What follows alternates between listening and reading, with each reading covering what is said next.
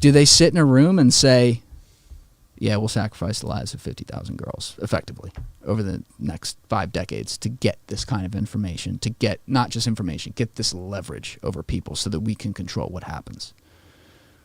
And then I start to put that together, and I'm like, I could see people convincing themselves to make that trade in a room, just dark room like this, with the top people, the president of a country, prime minister, whatever, you know, the head of intelligence and his right hand, the head, probably not even the head police chief, like a very select group of like the highest level figures saying, are we going to make this, what's the line in Inglourious Basterds? You make that deal, I'll make that deal, right? Yeah. Like, they might, and then it's a question of, well, who would do that? I don't think this one was the CIA. I have other thoughts on that, but I don't know. I know as much as the next fucking person. No one knows. It's just so mysterious because they allowed this one. This is why he's interesting. They allowed him to get so public that it's right there in front of your face. Yeah. And yet you can touch him, but you can't feel it. You're right. You know, but there was a guy. You ask anyone about this in government, they're going to know his name. This guy, Adnan Khashoggi. You ever hear him? Is he the arms dealer? Yep. Dude, oh my God. I can't even say this on the podcast. Right. I'm going to say it after. Oh, no, you can't do that. I can't implicate. All right. I can't implicate one of my guests. Okay, fair. But I just fucking learned who this guy was like 2 days ago. I heard the craziest fucking stories. Okay, remind me. Don't let me forget about this. Get David to dig deeper on him. We got off it because I wanted to go somewhere else when I had him on. But okay. Adnan Khashoggi was an arms dealer from Saudi who I don't think he had any blood of the royal family. I think he was he got in with them early. And he's known to every government agency because he lived in New York in a tower and other places around the world. And it was reported that he was Jeffrey Epstein's mentor, because one of the things Adnan Khashoggi had, was he was apparently also like a sex trafficker and like a really, I don't know if this is how you say it, but like a good one, like someone who knows what they're doing at least. There's no good sex trafficker. Don't miss professional sex trafficker. Yes, professional. Like he was talented at it, I should say. So very evil guy. And he... In 1999, this is where it like all starts to come together, and you're like, how far does this shit go? Like, is there anything that this doesn't tie to? Does this ever fucking end? No. So I read in David's book, and context for people who don't know, David Satter had him on my podcast. I think you're going to have him on this one too. He is the reporter who blew the whistle on Putin 25 years ago. He's an American reporter. He is to this day the only Western non-Russian reporter who has ever been kicked out of Russia. He was actually kicked. He was the last reporter they let back in after the Soviet Union fell because he had been kicked out, and he was the first reporter and only reporter they kicked out because he was the Moscow correspondent for the Financial Times and then the Wall Street Journal since like 1976. The guy has lived his whole life in and around Russia until he got kicked out in late 2013, and he's like the guy on Vladimir Putin.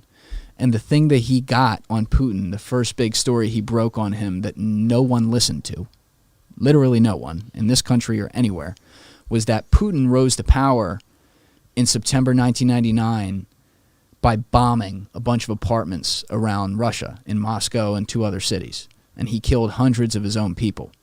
And you say, well, how did this bring him to power? Because they blamed it. It's a typical false flag event. They blamed it on Chechen rebels. And he effectively, this is late 1999, Putin was named prime minister. The president, Boris Yeltsin, his term was about to be over. The election was going to be the next year. Boris Yeltsin and Vladimir Putin, his sidekick's approval rating was 2%. Not only were they not going to win when Putin ran, but like they were at risk of being thrown in jail for corruption or like killed by the people because Russia was a power vacuum. So they do this false flag event. David could tell you about how he got that story and everything, but he got it. And they say the Chechens did it. They start the Second Chechen War. Yeltsin resigns 3 months early or whatever it was, 5 months early to make Putin an incumbent so people get used to him as president. Mm-hmm. He's the wartime leader. They have success in the war, and suddenly people are like, "Yo, this guy's strong. We like him." 60% approval rating, moves up the election 2 months or 3 months from June to March in 2000, wins. The rest is history. David had this story. Alexander Litvinenko, the former KGB FSB agent, had this story. Putin killed him, as we know, in London with polonium in 2006. He was a Russian who had it. David was the Western reporter. They both had it. And nobody listened. But I found in one of his books, he wrote really offhand, didn't seem to think anything of it when he wrote it, but the way they got the Chechen thing to happen is they created like a fake invasion of Dagestan by a certain sect of Chechen rebels about a month before the bombings in 1999. And what happened was, by and large, the Chechens shot their way into Dagestan, which is a country over there, and then the Russians came in to defend.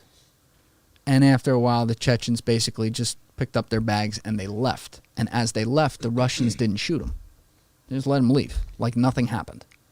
And so then there was some sort of like disagreement that happened publicly out of that, which then caused the Chechens to bomb the buildings. They created a false flag event to get the false flag event to happen. Right. And what David uncovered is that there was a secret meeting in Monaco or Nice, like somewhere in there, at Adnan Khashoggi's house between the Chechens and representatives from the inner workings of the Russian government, where the Dagestan, I think that's how you're supposed to say it, Dagestan, the Dagestan invasion was cooked up. And I'm just like, where does this end, man? Holy shit. Like, where the fuck does this end? Khashoggi, and this guy is apparently, how is he tied to fucking Epstein and Jean-Luc Brunel? He was Epstein's mentor. He was Epstein? Yeah. He was a guy who allegedly trained, I don't know if you can even, is that what you call it? I never heard this guy's name until the other day. Yeah. I heard, what's up with the guy, the Victoria's Secret guy, Lex Wexner. I thought that was his like one of his mentors. He was like allegedly like a financial mentor, but I think, and I don't think anyone knows, but they think that like Jeff had some blackmail on him, or they were just in on it together. And so Lex, is it Lex or Les? I always forget Les. that. It's Les Wexner. Yeah. So whoever, Victoria's Secret dude, you know, running a company with a bunch of girls in their panties all day. Neither here nor there. Figure. Right? But he allowed Jeff to manage all his money.